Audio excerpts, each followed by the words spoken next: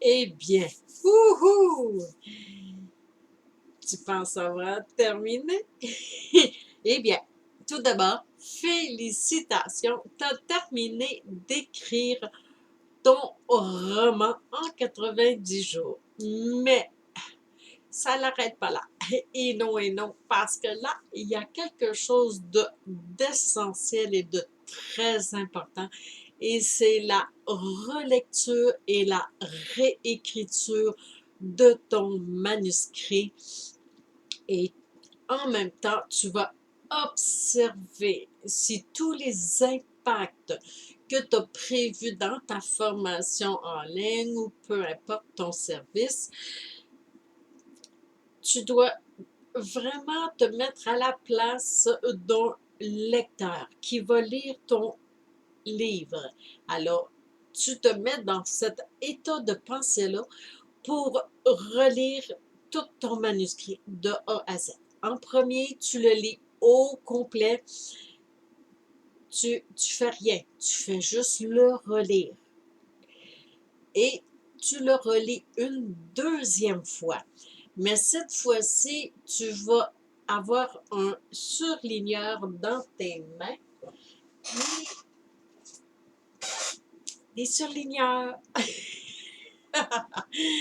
Et là, avec ton stylo aussi, parce que tu vas en avoir de besoin, tu vas relire. Mais cette fois-ci, tu vas le relire à voix haute et tu vas observer les impacts de ton récit. Est-ce que c'est vraiment ce que tu transmets, ce que tu veux transmettre? Est-ce que ton message est assez puissant? Alors, tu vas prendre en considération tout cela et tu vas lire, relire et réécrire.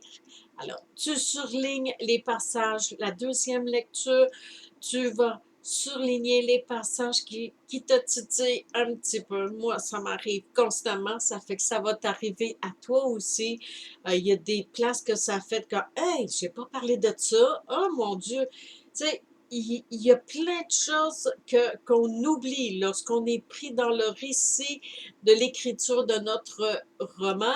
C'est que il y a des moments qu'il y a des choses qu'on pense pas, mais lorsqu'on se relie dans la peau du lecteur qui va te lire, oublie pas, ton livre s'en va dans toute la francophonie mondiale. Il va être lu partout sur la planète et c'est important que si tu veux vraiment promouvoir tes services, ta formation en ligne, eh bien, c'est important que les impacts que tu veux, que tu démontres, qui sont très bien apparents dans ton roman.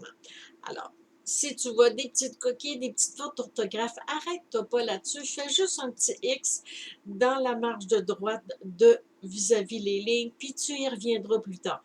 Là, ce qui est important, c'est la relecture. Et s'il y a des passages que tu... Ah merde, j'ai oublié quelque chose là. Ben, tu fais juste faire un petit X dans la marge de gauche, puis ajoute. Tu sais, tu fais juste ajouter ou supprimer. Tu vas voir tout au long de ces exercices-là de lecture et de relecture, tu vas réécrire des passages. Ça, c'est essentiel afin d'être très conscient que ce livre-là, c'est ta carte d'affaires. Alors, elle joue un rôle de grande importance et pour cela, tu dois vraiment être très attentif. Parce que la prochaine étape, une fois que tout cela est fait, tu lis l'article que j'ai écrit sur le blog, il te donne tout en détail, là, plus en détail. Là, je fais un petit survol.